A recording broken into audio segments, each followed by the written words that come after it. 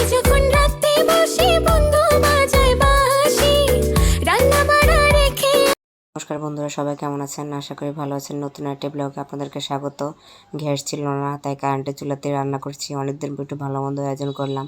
ছিল পোলাও, ছিল মুরগির রোস্ট, ছিল ডিমের ভুনা, আর হচ্ছে চাটনি। দেখতে থাকুন কীভাবে রান্না করি।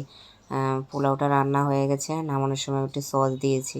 সস দিয়ে এভাবে ঢাকা দিয়ে বেরেস্তা দিয়ে নামিয়ে নিয়েছি। কে কীভাবে রান্না করো প্লিজ জানাবে।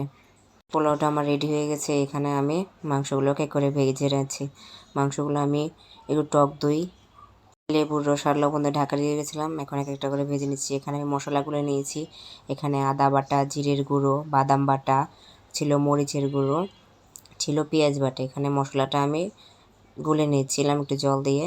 এখানে আমি মাংসগুলো ভেজে নিয়েছিলাম। ও রোস্টের মশলাও দিয়েছিলাম, আর কয়েকটা কাঁচা লঙ্কা দিয়েছিলাম। বাচ্চারা তো ঝাল হলে খেতে পারবে না, তাই চিড়ে না দিয়ে এভাবে আস্ত এমে দিয়েছিলাম। এখানে একটু মশলাটা গুলে নিচ্ছি। তারপর দেখো আমার মাংসগুলো ভাজা হয়ে গেছে। এখানে এলাচি, দারচিনি আর তেজপাতা দিয়ে এখানে আমি পেঁয়াজ দিয়েছি রসুন বাটা, আর যে মশলাটা গুলে নিয়েছিলাম সেই মশলাটার জলটা এখানে ভালো মতন কষে মাংসগুলো দিয়ে দিয়েছি। মাংসগুলো ভালো মতন কষে আসলে পরে আমি জল দেব না, দিব দুধ। এখানে আমি দুধ করে রেখেছিলাম, গরুর দুধ। আর লবণ দিতে মনে ছিল না, তাই এখন লবণ দিচ্ছিলাম। নামানো হয়ে গেছে আমার রোস্ট। এখানে একটু বেরেস্তা ছড়িয়ে দিচ্ছি। রয়েছে ডিম শুকনাও করে নিয়েছি। ডিম শুকনার রেসিপি তোমার সাথে শেয়ার করলাম না, রান্নার অলরেডি অনেক দেরি হয়ে গেছিলো। আর করেছিলাম লাস্টে চাটনি।